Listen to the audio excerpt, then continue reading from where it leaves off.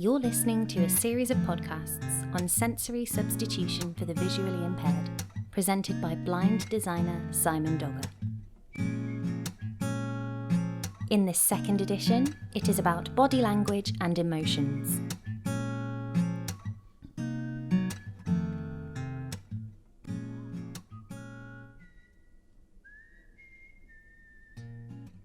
Well, hello! I am back. I'm still Simon Dogger and I'm still a designer. And I will keep on telling you about the visual impaired world and how sensory substitution can benefit to raise their quality of life. You know, blind people are just like real people. They go to bars, they go to restaurants, and they even talk to other people in the restaurant. There is nothing wrong with their ability to communicate. The big problem is that they're not able to see body language and emotions of conversation partners.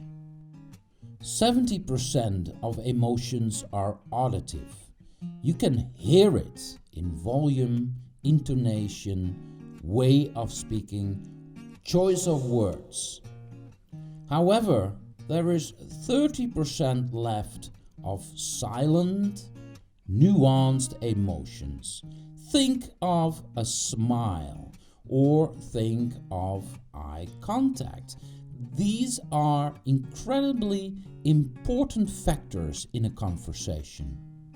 Just think of yourself sitting in a restaurant at a first date. Eye contact and the way that you look at each other play such an essential role in finding out if you like each other. Beside that, if you're able to see, you are able to listen better to your conversation partners. Simply because you are able to see the lips moving and you can create a reference. The louder the circumstances become, the less capable blind people are in keeping up a good conversation. I was just saying how difficult it is to maintain a quality conversation while there is a lot of noise. Anyway, body language and emotion play an important role for the quality of communication. I developed the Emotion Whisperer. Basically, it's a tool that is able to translate emotions and body language into a vibration. There is a pair of glasses with a camera that streams imaging of conversation partners to a smartphone. An app on that smartphone is able to recognize patterns of emotions and body language through artificial intelligence. That data is sent to a wearable that translates that data into a vibration. You can feel someone smile. The software doesn't really recognize emotions and gives an interpretation of what kind of emotion that would be. The software is actually recognizing muscle tension, facial muscle tension.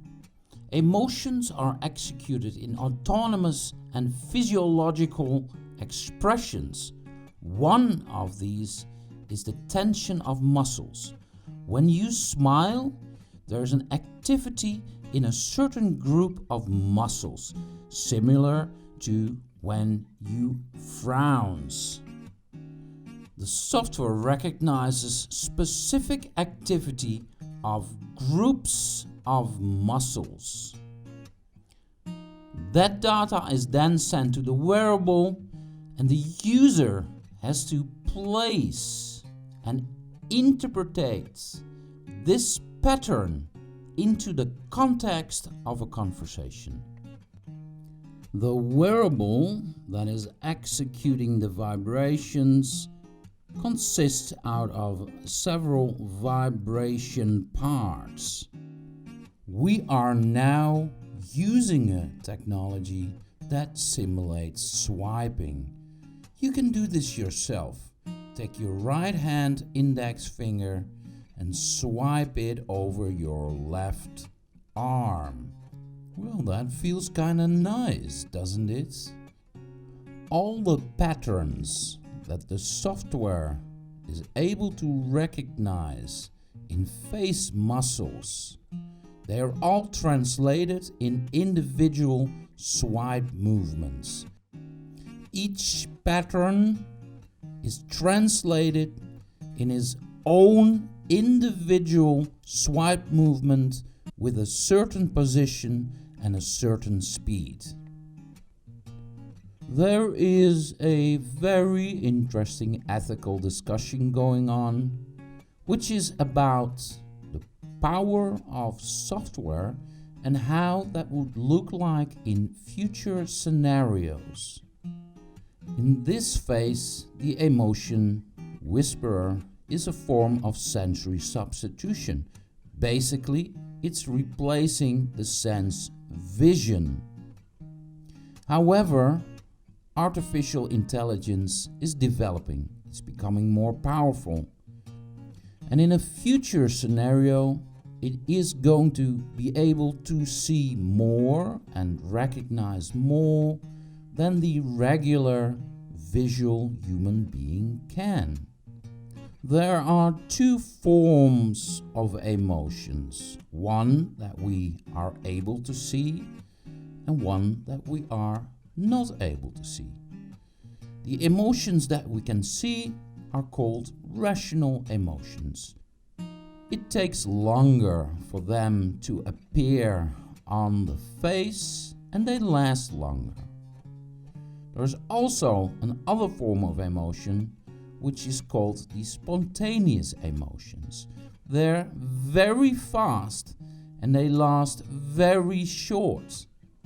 In fact, they're that fast that they cannot be seen by the human eye. These micro expressions actually reveal your honest thoughts, your honest feelings. They cannot be controlled or regulated, and in a way, they really reflect what you think. When that software becomes that powerful, the emotion whisperer turns from sensory substitution to sensory augmentation. And potentially, that would mean that you will be able to feel if somebody is not honest, telling a lie, or smiles, says she's very happy but doesn't really mean that. Now at this point, I will make a promise that in 10 years from now, I will make another podcast. That will mean 2030. This will be about the emotion whisperer, but in that edition, it will be on sensory augmentation. See you later. Bye.